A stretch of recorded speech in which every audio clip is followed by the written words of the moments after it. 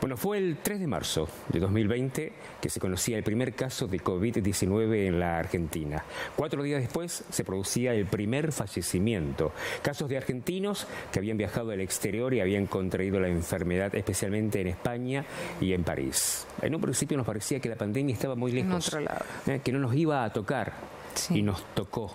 El 20 de marzo el presidente Alberto Fernández decretaba la cuarentena total. Adelantados también los argentinos en ese sentido, esa cuarentena, esa pandemia se decretó 9 días antes que lo haga oficialmente en todo el mundo el organismo de las Naciones Unidas. En concreto, ¿en qué se basaba el aislamiento? En que no se podía circular. Y el presidente lo dijo en ese primer mensaje. Iban a controlar las calles de todo el país, las fuerzas federales de cada una de las provincias, también la Gendarmería y la Prefectura. 365 días de coronavirus en la Argentina. Así se decretaba la cuarentena, que en principio fue restricta hasta el 26 de abril. A partir de las 0 horas de mañana deberán someterse al aislamiento social preventivo y obligatorio. Esto quiere decir que a partir de ese momento nadie puede moverse de su residencia. Todos tienen que quedarse en sus casas.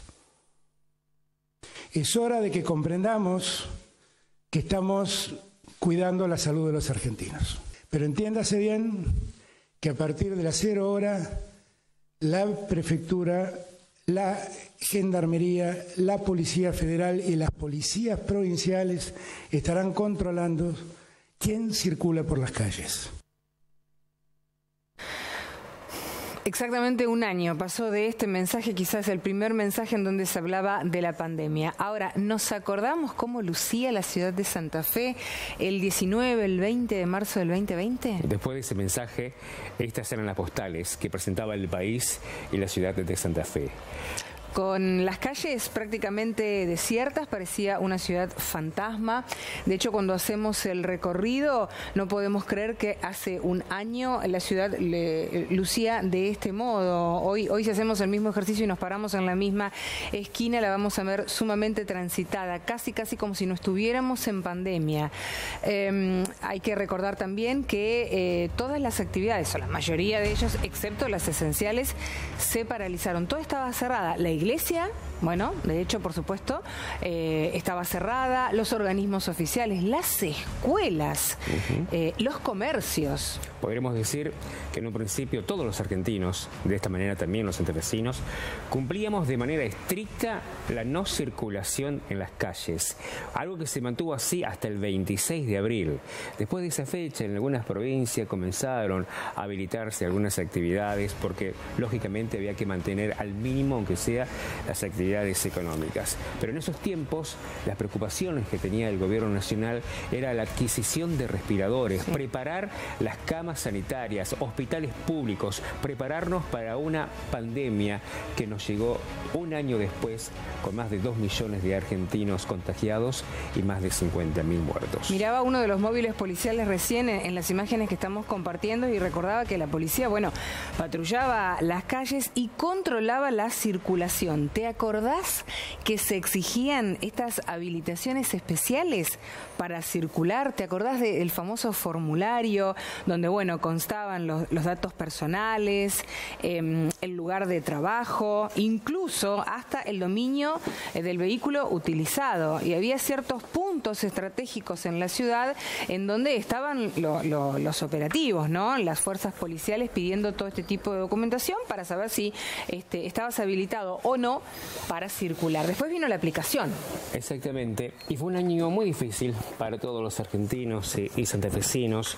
Un año que ha dejado un balance socioeconómico muy desalentador, como lo fue el 2020, considerando que, por ejemplo, el Producto Bruto Interno del país se contrajo un 10% el año pasado, la inflación que cerró superando el 36%, la segunda más alta de toda América Latina, la pobreza que se disparó hasta afectar casi al 40% de la población de la Argentina. Como consecuencia de esto, como vemos, un montón de comercios, actividades que se cerraron, gente que perdió el trabajo, gente que perdió el poder adquisitivo de sus sueldos. Una situación epidemiológica además, Euge, que tuvo muchos vaivenes, ¿no?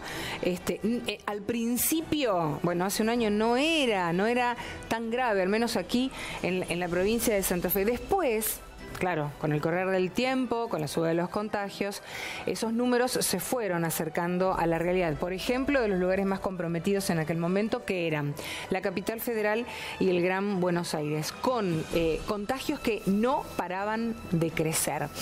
Y sí, aprender a convivir, a vivir con el virus y con estas nuevas metodologías también fue un desafío para todos, ¿no? Le echamos mano a la virtualidad como pudimos, cada uno como se fue adaptando, según las herramientas y los conocimientos con los que contábamos. A ver, desde sectores como el comercio, por ejemplo, a través de las ventas electrónicas, hasta la educación, que en algunos casos funcionó muy bien y en otros, bueno, todavía es una deuda pendiente que tiene que ver básicamente con los dispositivos disponibles en cada una de las casas y con la conectividad en la provincia. ¿Qué pasó un año después? Tenemos miedo todavía de que no se repitan otra vez estas imágenes que fueron registradas en plena pandemia en marzo de 2020. La preocupación que tienen las autoridades sanitarias es lograr el mayor porcentaje de la población vacunada. El mayor inconveniente es que se están transformando nuevas cepas en distintos países que también están llegando al país, y la posibilidad de tener una transformación de la cepa en nuestro país, lo cual, bueno, la preocupación de las autoridades sanitarias es que se produzca una nueva ola de contagios donde baje la efectividad de las actuales vacunas y la nueva versión del COVID-19 sea todavía más contagioso y letal, especialmente para la población más afectada.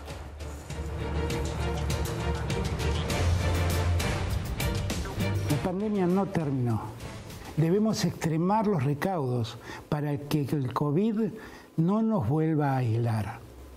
Si toda la sociedad se cuida, vamos a lograr que el impacto de la segunda ola sea lo menos dañino posible. Trabajamos para sostener las actividades sociales y económicas. Nuestro enorme agradecimiento a todo el personal de salud y a todos y todas quienes trabajan en el cuidado colectivo. Quiero reiterar todo mi afecto, mi solidaridad para quienes han perdido un ser querido.